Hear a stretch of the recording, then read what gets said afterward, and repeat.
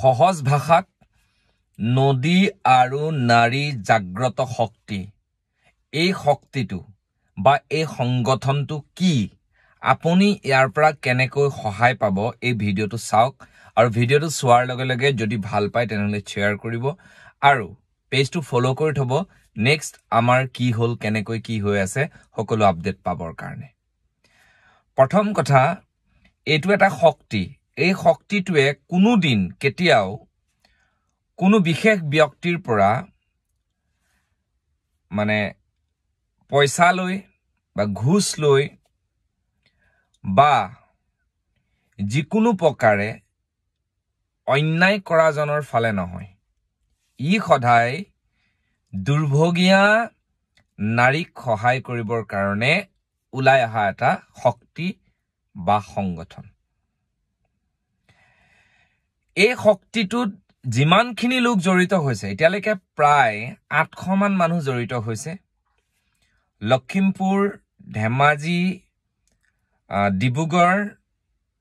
শিৱসাগৰ গোলাঘাট জিলা গঠন এইখিনি জিলা গঠন হৈছে গোলাঘাট জিলা গঠন হ'বলৈ গৈ আছে তাৰ পিছত বজালি পাঠশালা নলবাৰী মঙ্গলদৈ গঠন হ'বলৈ গৈ আছে তেজপুৰ গঠন হ'বলৈ গৈ আছে আৰু কি আছে আৰু কাৰ্বি আংলংটো হোৱা নাই এতিয়ালৈকে এনেকে গুৱাহাটী হৈ গ'ল এতিয়া আমাৰ বাইহাটা হৈ আছে ৰঙিয়া হৈ আছে এনেকে বেলেগ বেলেগ আঞ্চলিক কমিটি বিলাকো হৈছে দুলিয়াজানৰ আঞ্চলিক কমিটি হ'বলৈ লৈছে ডিব্ৰুগড়ত আঞ্চলিক কমিটি বিলাক হ'বলৈ লৈছে এই শক্তিটোত এডল নাৰীক মোৰ প্ৰচেষ্টাত মই একে লগ কৰাই দিলো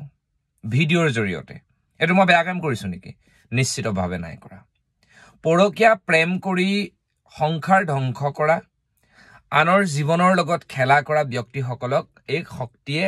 কোনো কাৰণতে শান্তিত থাকিব নিদিয়ে সিদিনা এগৰাকী মানে দেশৰ সেৱাৰ লগত জড়িত আৰক্ষী নহয় মানে দেশ সেৱাৰ লগত জড়িত দেশ সেৱাৰ কৰ্তব্যত ব্যস্ত থকা এগৰাকী CRPFৰ এটা মানে কাহিনী আহিছিলে কাহিনীটোত দুই পক্ষৰ লগত কথা পাতিলো যিটো পক্ষই কমপ্লেইনটো দিছিলে সেই পক্ষটোৰ পৰা ইটো পক্ষৰ লগত কথা পাতিলো ইটো পক্ষই তেওঁলোকৰ গোটে কথাবোৰ মানি ললে ৰাতিপুৱা যিটো পক্ষই মোক কমপ্লেইন কৰিছিলে সেই পক্ষটোৱে মোক কৈছে আপুনি তেওঁলোকৰ পক্ষ ললে নেকি তেওঁলোকে ষ্টেটাস লগাই আছে চাওক আজি দিনৰ মানুহৰ মানসিকতা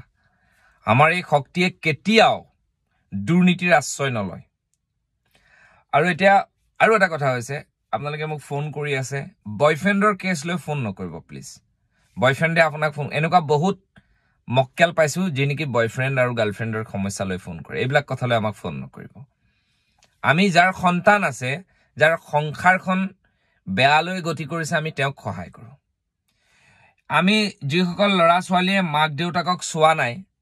সেই মাক দেউতাক সকলৰ সৈতে আমাৰ এই সংগঠন জড়িত হৈ থাকিব এতিয়ালৈকে আমাৰ সংগঠনত জড়িত হোৱাৰ কথা গম পাই বহু স্বামীয়ে কৈছে যে মই আজিৰ পৰা এটো নকৰো তোমাৰ লগত ভালকে থাকিম আৰু বহু পত্নীয়ে কৈছে আজিৰ পৰা মই এটো কাম নকৰো তোমাৰ লগত ভালকে থাকিম তুমি তোমালোকৰ শক্তিত কাম কৰা মোৰ শুভকামনা আছে ময়ও আজিৰ পৰা তোমালোকৰ শক্তিত শামিল হলো আমাৰ এই সংগঠনটোত আহিলে আপুনি আহিব পাৰে 8638290117 এই নাম্বাৰটোত আপুনি হোৱাটসঅ্যাপ কৰিব পাৰে হোৱাটসঅ্যাপ কৰাৰ লগে লগে জিলা আৰু ঠিকনা বয়স দিয়াৰ লগে লগে মই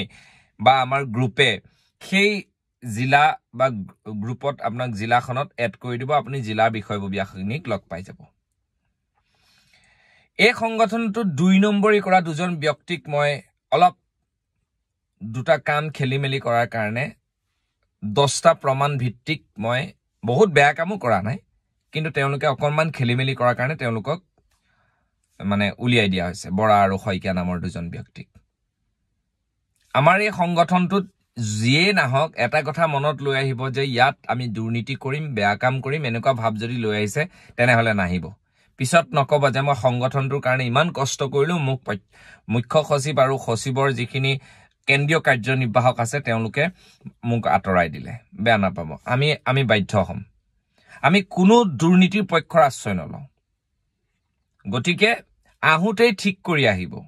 আৰু বহুতে দুজন সদস্যক উলিয়াই দিয়াৰ কাৰণে কৈছে আপুনি কাইলৈ যদি আমাকো এনেকৈ উলিয়াই দিয়ে আপুনি যদি ভুল কৰে আপুনিতো ওলাবই লাগিব ইয়াৰ কাৰণ বহুত আছে পৰৱৰ্তী সময়ত কম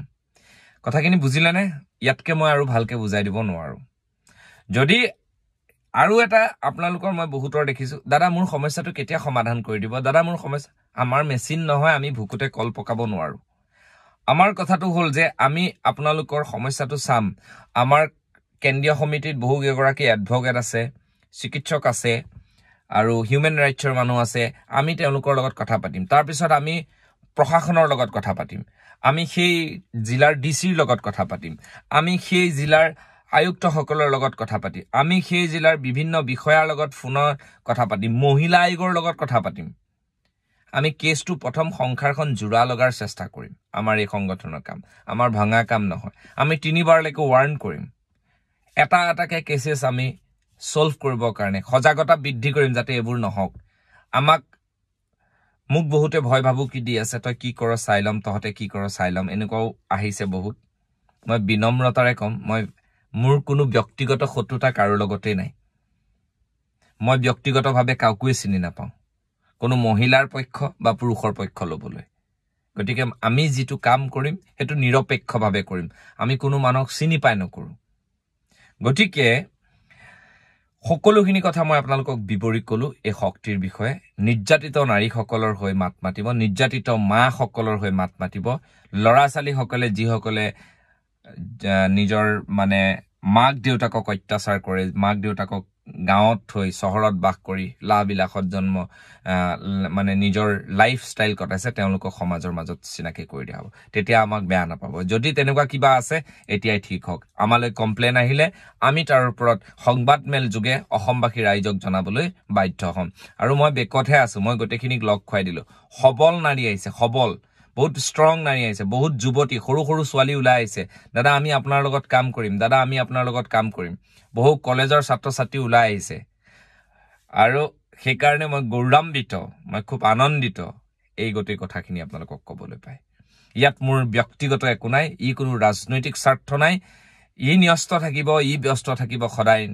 এগৰাকী নাৰী আৰু এগৰাকী নিৰ্যাতিত পুৰুষৰ সৈতে ধন্যবাদ জয় অসম যিসকলে ভিডিঅটো চালে নিশ্চিতভাৱে মই কোৱা কথাখিনি বুজি পালে আৰু বুজি যদি নাই পোৱা আপোনালোকে ইউটিউবতো মোৰ ভিডিঅ আছে বৈকুণ্ঠ প্ৰিন্স পাঠক নিউ আসাম বুলি মাৰিলে ইউটিউবত ভিডিঅ পাই যাব আপোনালোকে এই গোটেই কথাখিনি ভালদৰে বুজিব পাৰিব ধন্যবাদ জয় অসম